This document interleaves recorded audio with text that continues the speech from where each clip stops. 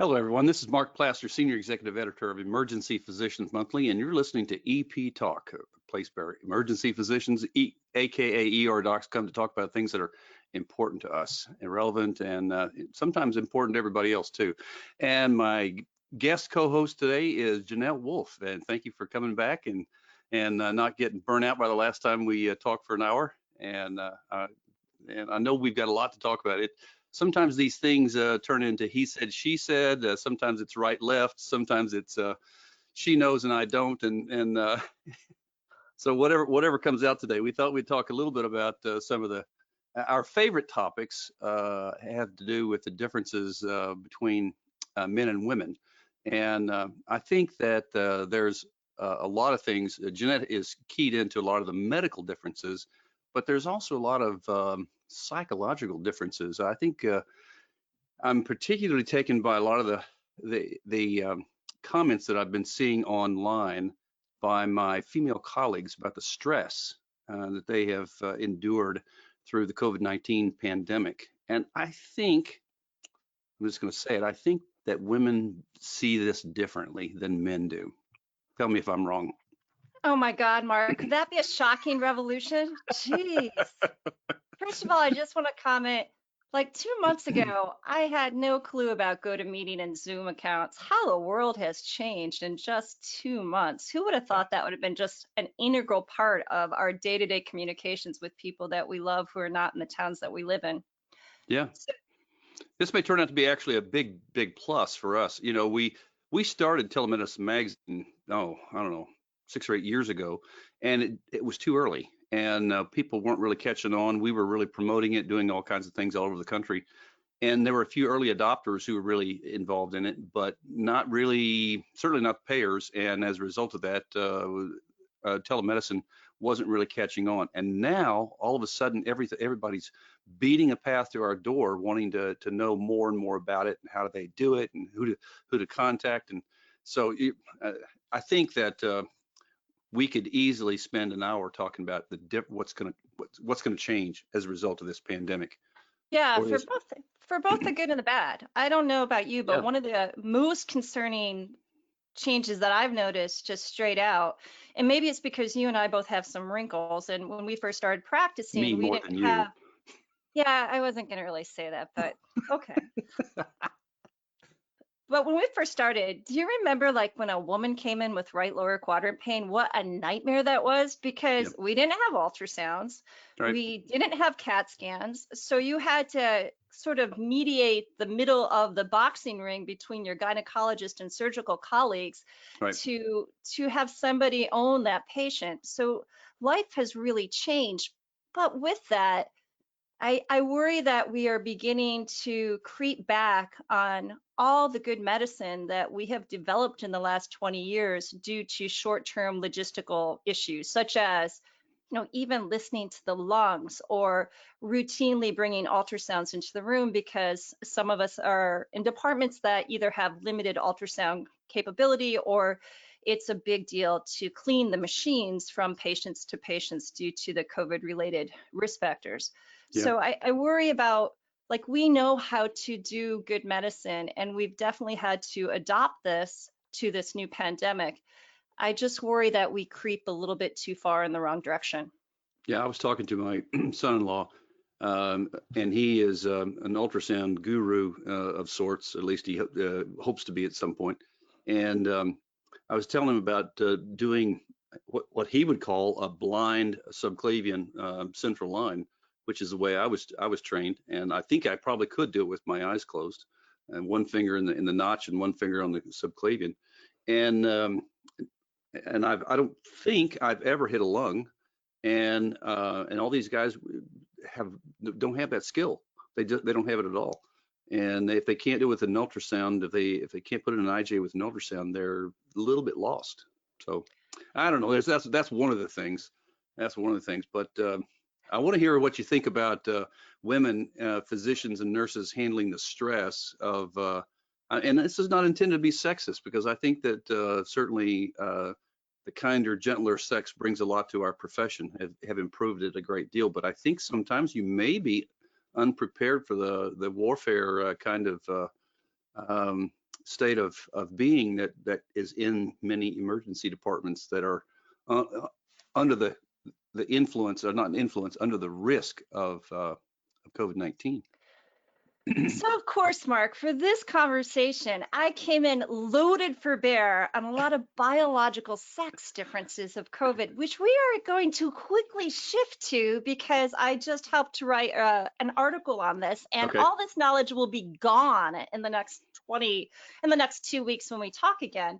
Okay. But let me just do a couple of really quick comments on an area that I actually knew a fair amount, but clearly did not prepare this to be discussed right now. Is, yeah, we know that there are probably a lot of biological sex influences into how we take care of stress. But unlike many other things, our stress response is pretty multifactorial, and biological sex is just a small component. It determines a lot upon our genetics. It determines upon our early childhood experiences, whether you grew up in a loving family home or with a crack addict mom and no father. It is dependent upon where you are in your lifespan and what the current psychological stressors are. It's dependent upon where you are in your cycle. It's dependent upon where you are on your testosterone surges. There are a lot of factors that can influence stress. So I don't think it's really easy just to pile it down to say there are these huge biological sex differences. So you're not going to go for it, huh? You're not going to take the bait? Dang. No, I am. We're going to talk about a little bit, but then we're going to switch to the stuff that at this second in time, I actually know a lot about and will be off my working memory really, really quickly. But here are my 3 favorite topics about sex gender, or 3 favorite studies about sex gender differences and biological stress. The first one was by this guy named Seo, S-E-O. And what he did is he put people into an MRI machine and had them listen to a story that they had recorded about their own life stressors. So if you and I were participants, Mark, you and I would have read some boring little story about like the trees and the sky outside, and then we would have read another story about a life event that really had caused us a significant amount of stress or anxiety. And then we would go into the scanner and we would hear these stories, and we would imagine ourselves listening to these stories and being in those moments, and they would take pictures of our brain. And the question of the study was, do men and women have the same machinery for responding to stress? And the way I explain this, have you ever driven through New Jersey? Yeah, of course. What are the 2 major ways to get through New Jersey? I-95 and whatever the one going the other direction. Yeah, the Garden State Parkway. Garden State Parkway.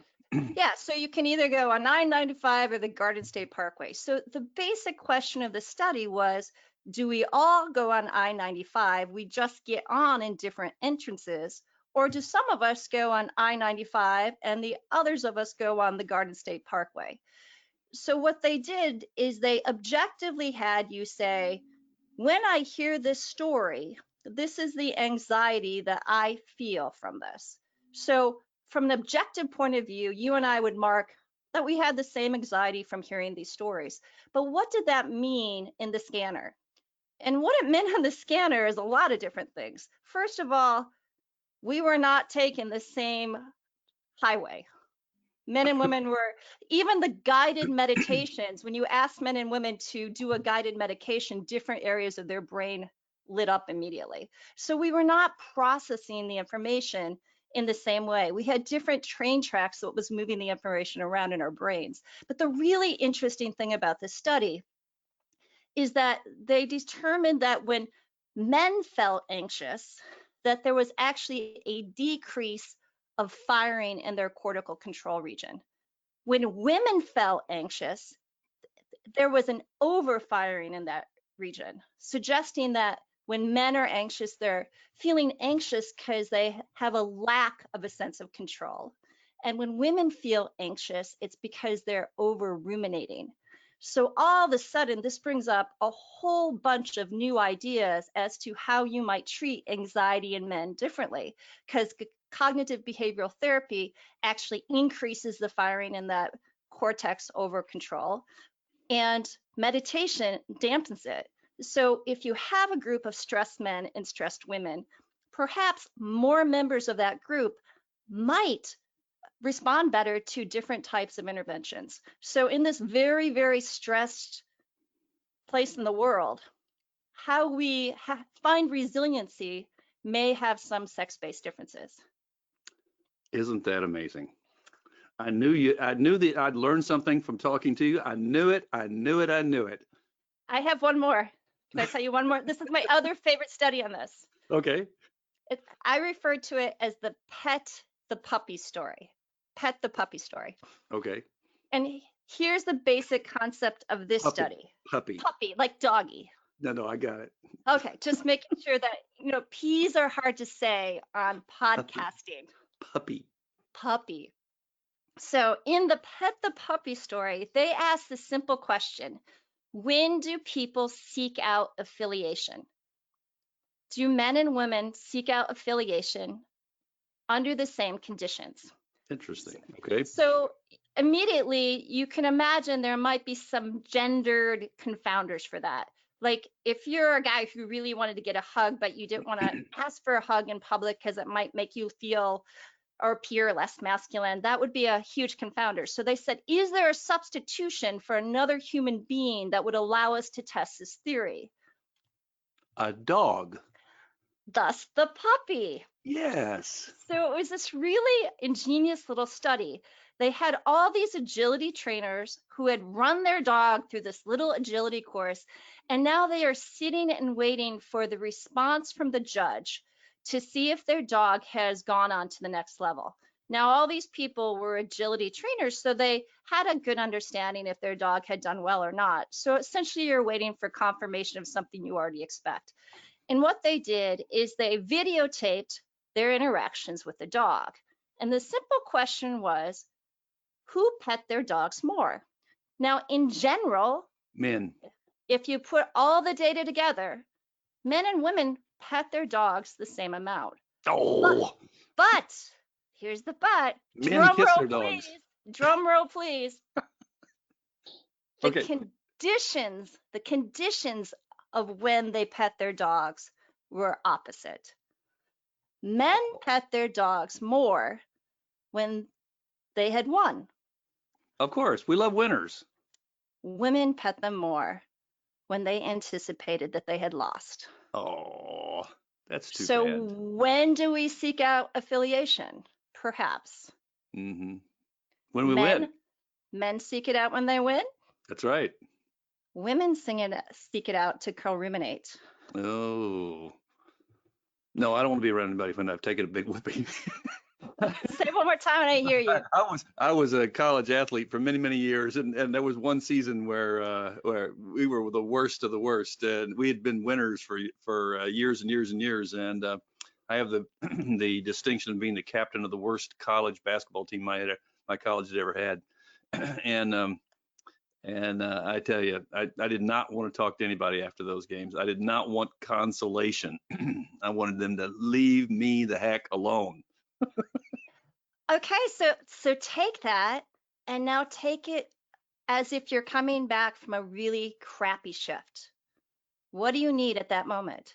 Do you need to talk it out, go down the well, or do you just need some time alone to get your head back in the game?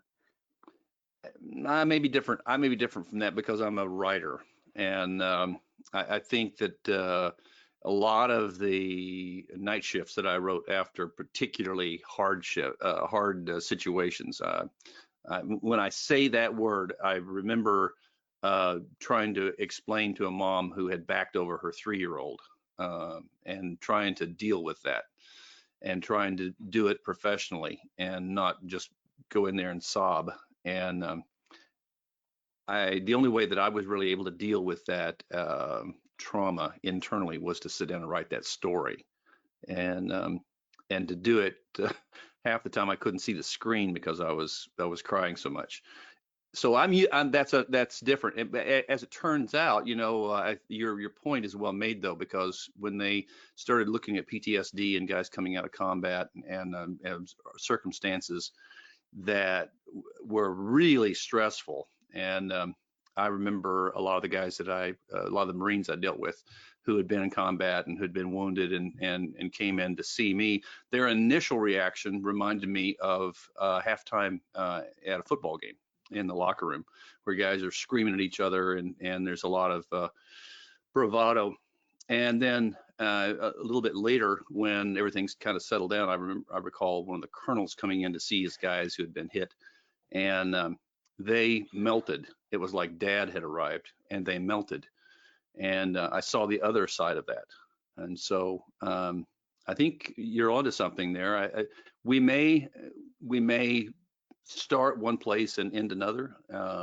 That may to say that generalizes about us may be a little bit shallow, because I think we all do that. The question is, I think you're right. Would we do it preferentially, or would we seek it? That's a good point. Would we seek it? And I think men don't. I think the point of all this is to kind of just be more reflective of what fills you up. Some people, when they go home, they need to debrief with somebody. They need to talk it out. They need to dissect it. Other people don't. Now, possibly those groups of people are somewhat at least associated with an individual's biological sex or gender, maybe not, but learning how we optimize and create situations to optimize our own resiliency, I think is going to be one of the biggest challenges for our profession. I recently just wrote the introductory chapter about the influence of sex and gender to a book that should be coming out in the next couple of months about professional burnout in female physicians. So I think that there is this need for us to understand this at a much deeper level. And we do know from some other studies that PTSD and burnout may look different in different people, and some of that is associated with our biological sex. But Mark, why don't we talk about biological sex differences in COVID? I think that would be a great topic, don't you? I think it would be too. I think it actually would be. Before we leave this though, I would like to kind of tease into another discussion you and I need to have, which is that very thing was really brought to the head by one of our colleagues, our female colleagues, who took her own life. I'm not mentioning her name, nor do I want to get into the specifics of that. Only it was an example of the kinds of stress that our colleagues, we and our colleagues, are under. And I want to say that a few years back, Emergency Physicians Monthly did a feedback poll of emergency physicians, and found that and asked them about depression, and even kind of slipped in a topic about, have you ever considered harming yourself, that sort of thing. And we found a shocking number of emergency physicians who suffered from depression, unbeknownst to their colleagues or family or anybody else, and even a very unusual, larger than the normal population who had considered self-harm.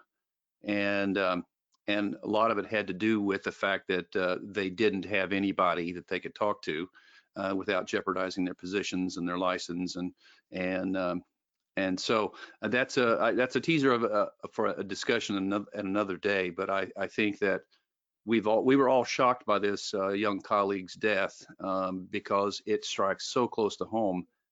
And I think if we all were honest, there would be we would all find that we've all had times that that could have been us. So anyway, a large number of us. Let's move on to talk about COVID-19 differences between men and women. So Mark, before we just move on, I can't emphasize how important it is right now for everybody in our specialty that if they are feeling overwhelmed, that they reach out. You're not alone. What we are doing right now is truly noble, unprecedented, I can't say that. It's truly noble. It's hero's work. And that word hero has been thrown around so much lately. But what frontline people do, what they absorb, what they take home, we cannot discredit right now. It is worth not just a private conversation, but a public conversation, because we are going to have to figure out ways to support our workforce as this COVID virus sort of drones on with no clear, definite end date. And I can tell you, I personally, because I work at a very big emergency department, we've been hit moderately hard, certainly nothing like New York City has. But I had the last week off because I was supposed to be in Costa Rica for a conference. And I cannot tell you how visibly different my mood was about 5 or 6 days into being away from the hospital. And it made me realize the contrast. And it also made me realize that personally, for me to get through this, I'm going to have to bolus my shifts to ensure that I get enough time away from the hospital, that I get a little spunk back, because I was getting really, really I could just feel myself sinking. So it was such a relief to me personally to know that I could get back a little bit of resiliency with a little space and distance. So whatever people need right now, please, please try to be intentional and find appropriate resources to get yourself through this.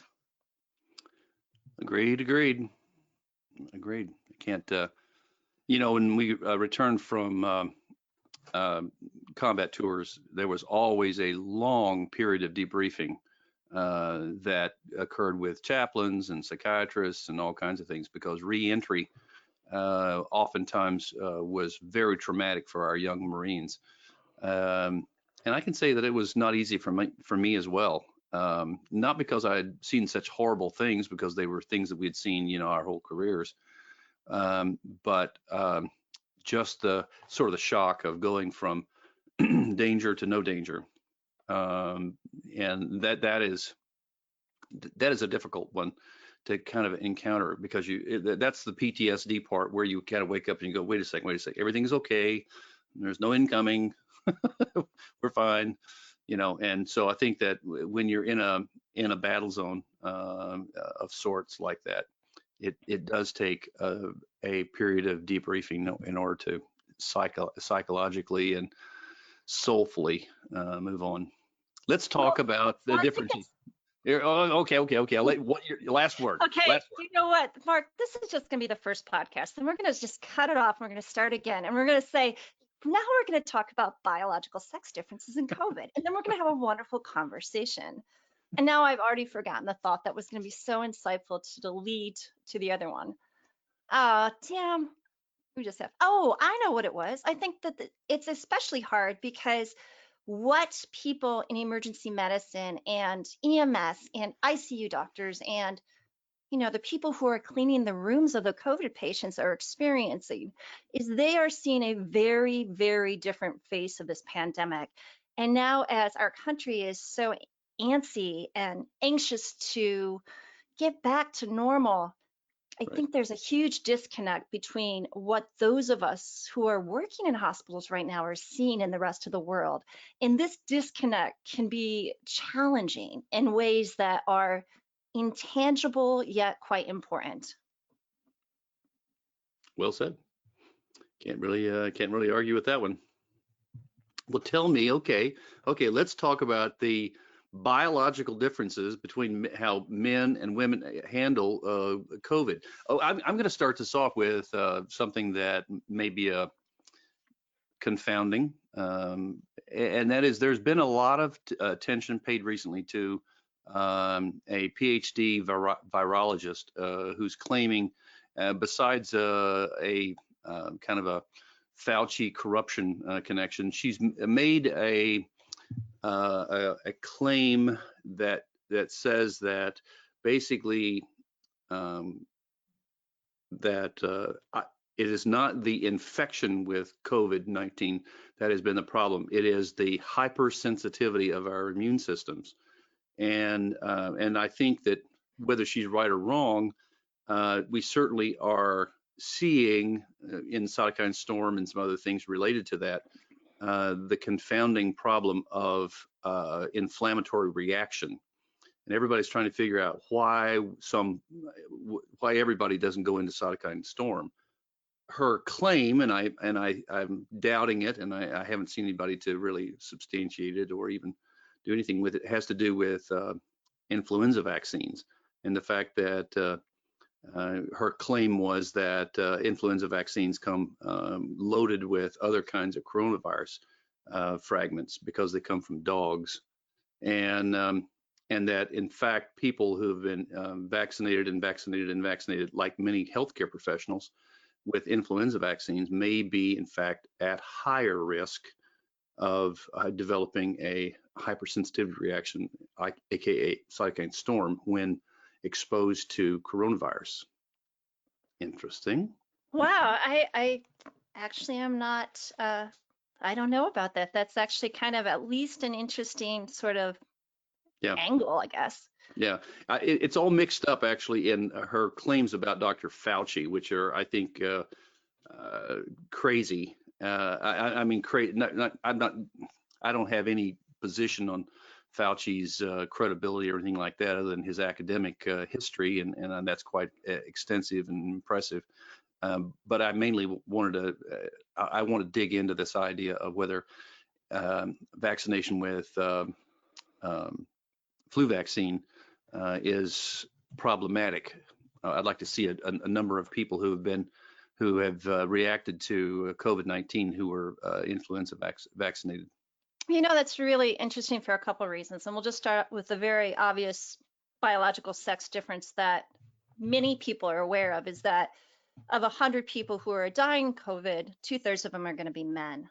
And there's a great website called Global 50/50, which tracks death rates with sex disaggregated information across the world. And it's not just in America. This appears to be consistent all over the world. So there is some difference in vulnerability between males and females that seems to have a pretty heavy biological sex component. So the question becomes, what is that?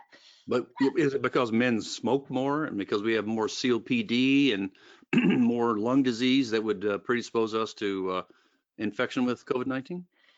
Well, you get into a very good point very quickly as to what is a biological sex difference and what is a socially constructed gender influence. And, you know, in the perfect world, Mark, we would have this nice vertical line that says, this is an innate biological sex differences based on chromosomes and hormones, and this is a social construct based on people's different experiences, their different gendered professions, their different habits, their different risk-taking, you know, attitudes. Of course, that's not the way the real world works. When we can do that, it's really helpful. And I think biological sex as a variable is kind of like age. And you have to think it's all contextual. Sometimes it's really important, sometimes it's not. If you and your grandkid both have a sprained ankle, you know, probably doesn't really matter that there's a huge age difference between you as to how you heal your ankle sprain. However, if you and your grandson both have chest pain, we would have very different approaches to that complaint. And I think we need to think about biological sex in the same way. Sometimes, depending on the context, these differences don't matter, but other times they do. And one of the really important things is because, you know, there's over 1,000 clinical trials right now involved with COVID. And about, I know it's ridiculous. And over half of them involve drugs. And I think we really need to take biological sex differences in pharmacology quite seriously. And this is the way I describe it to people. When you take a medication, compare it to hiring a secret agent that's going to break into a place, do a job, and break out, and maybe leave a little mess behind. So it used to be thought that if you and I were to take a drug, if we adjusted for differences in body weight, that drug should work exactly the same in your body and in my body. But we now know that just like hiring that secret agent, how drugs get into our body, how they're absorbed, the job they do, their pharmacodynamic action, and how they get out can be very sex specific.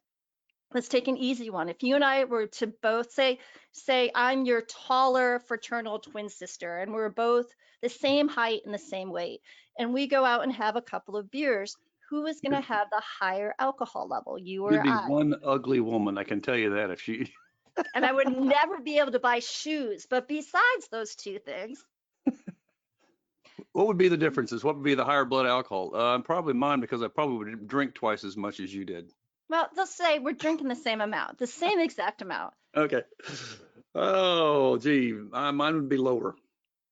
It would be lower, and be lower for a couple of reasons. First, you have an enzyme. We both have this enzyme, alcohol dehydrogenase, but that enzyme gets totally revved up by testosterone. So you are actually going to, yes, thank you.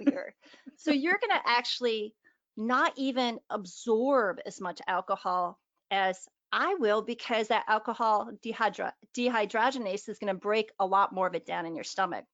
But the next thing is that alcohol is total water soluble, which means that if we were to put a cup of blue dye into a tub of water versus into a swimming pool, you would notice different concentrations of that dye. Men and women have very different total body water content. So you have more than I do, so that alcohol would be more concentrated in my body than it would be for yours. So that's just like how the drug gets into our body. But we know from sleeping pill data on the zolpidemine, I never can say that drug right, Ambien, I'm sorry, I'm using the actual name for it. If you and I were to both have the exact same amount of Ambien put into our bloodstreams, I would have significantly different cognitive and motor skill responses than you did. So not only is there a pharmacodynamic differences, there are pharmacokinetic differences in all of these drugs too. So if we don't look for them, we miss them. And this becomes really important for drugs like hydroxychloroquine, whose greatest side effect is a QTc prolongation, and that males and females, again, probably due to testosterone influences on conduction channels and the way our heart electrically conducts. Traditionally, males are actually at much lower risk for this QTc drug prolongation than women. So we know how to do good science, but we have to be careful because there's this sense of urgency that crappy science is hitting mainstream media, getting overblown, and then we're changing our standard of care based on science that does not have the quality behind it to deserve it. There you go. I couldn't agree more. And you're absolutely right. Suddenly, I will throw in a wrench. Suddenly, we're back to men and women and not 60 different genders. Okay.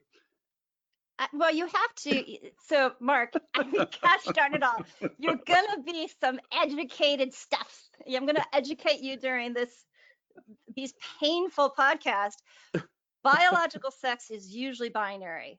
It's usually an XXXY. Biological sex is usually binary. You can have you can have an intersexed individual. Gender, the social construct, is usually a spectrum.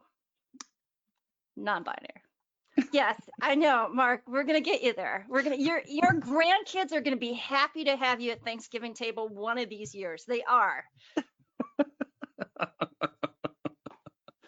Oh, okay. So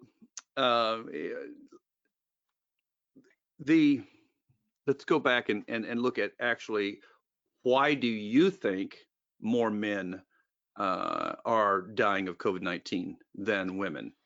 I think there's a huge biological sex component. I think that there's a difference in how our body probably is vulnerable to cytokine storm. Testosterone in general suppresses the immune system. Estrogen's a little bit more tricky because it depends on the concentration and what part of the immune system you're talking about. But if you look at vaccines, if you and I were both to get the flu vaccine, who gets better immunity from it in general? You or me? You.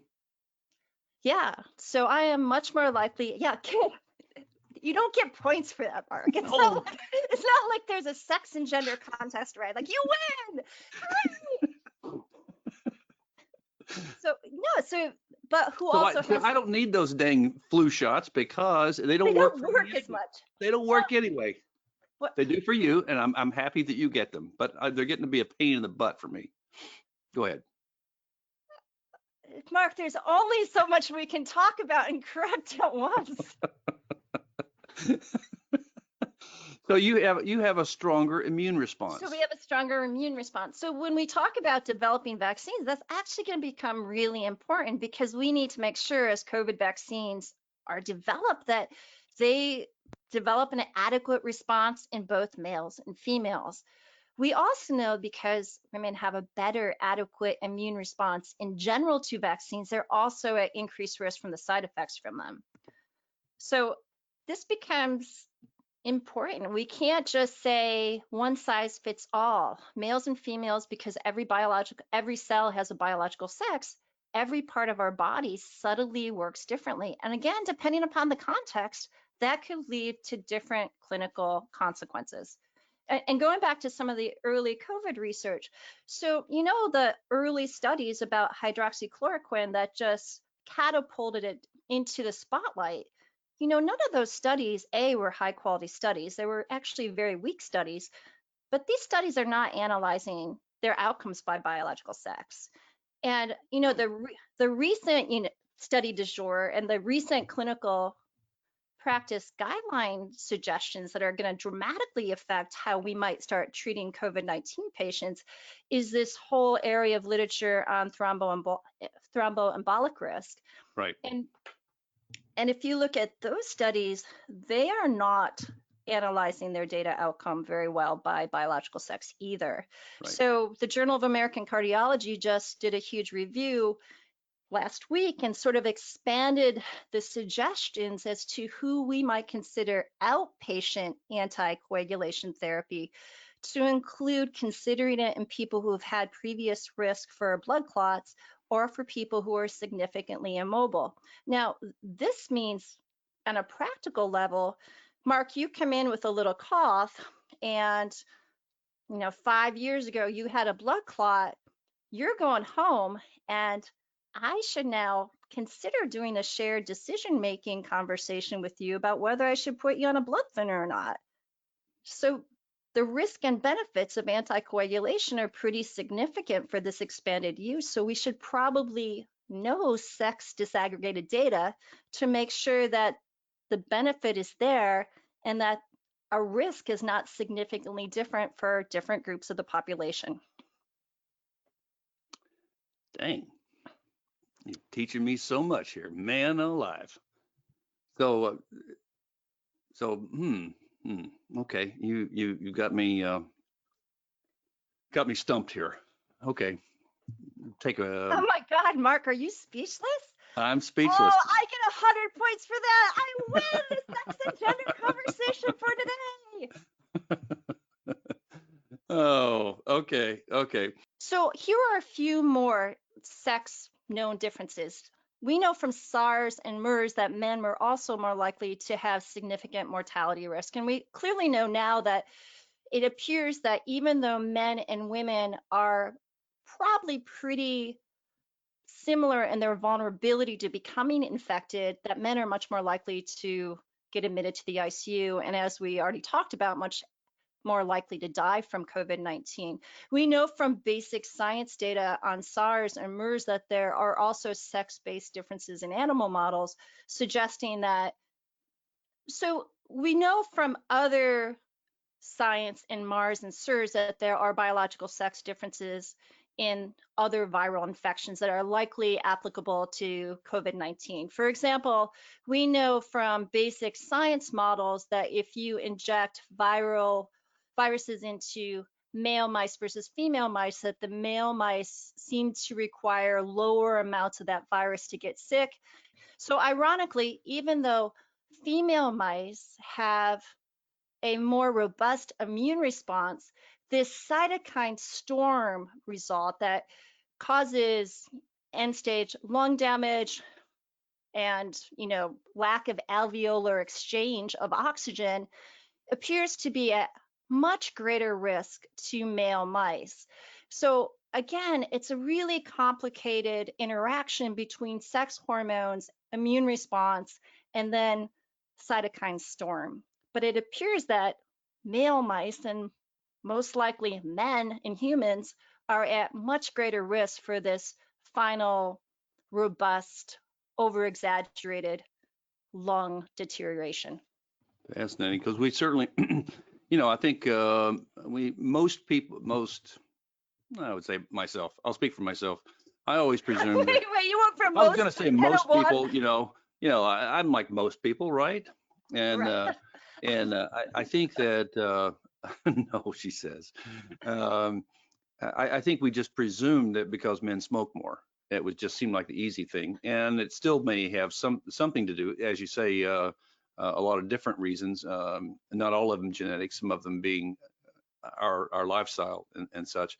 But it's easy to kind of chalk it off to, well, we just smoke more. And well, I think ironically, I have not gone into a deep dive of these studies, but I do know that there's at least 1 or 2 studies out there that suggest that smoking in and by itself was not directly correlated with who was dying of COVID-19. I, again, can't comment on the quality of the studies because I haven't read it myself. I do know from some of the other viral outbreaks with MERS and SARS that there was a considerable thought that because men were around the animals more and the places where these viruses became introduced into humans, that they might have had a greater risk for exposure. And we do know with the Ebola virus that many of the people who were infected were females because they were the primary caregivers, and Ebola was contagious in a very different way than SARS was. But did it also have a response, a higher death rate among men, Ebola? It did, didn't it? Mark, I'd have to go back and look at that data. I know that the gendered component, because females do more caregiving and because many of the healthcare professionals around the Ebola virus were women, that I think there was actually a pretty significant risk for them to get infected. And of note with Ebola, there was a huge downstream effect that disproportionately affected women, in that because so much of the government resources went to fighting Ebola, money was diverted away from family planning and basically maternal care clinics, and actually their female rate of mortality during childbirth shot up tremendously. Yeah.